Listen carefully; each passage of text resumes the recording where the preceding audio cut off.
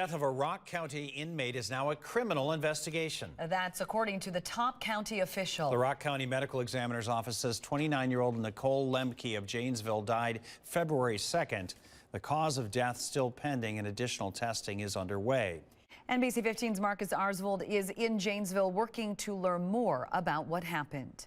The Rock County Sheriff's Department would not talk about Lemke's death on camera, saying it would be, quote, improper to comment on this pending investigation. Rock County Supervisor Mike Zorrell tells me that at last night's Public Safety and Justice meeting, the Sheriff's Office told the committee this is a criminal investigation. So even the board that makes policies for the jail does not know how Lemke died. The Rock County District Attorney's Office filed charges against a different inmate, and according to this criminal complaint, it says she was in possession of narcotic drugs and cocaine inside the jail on February 1st, the night before Lemke was found face down in her cell. Lemke has been found guilty of drug possession in the past, but officials have not linked the cases to each other. We're going to get to the bottom of it.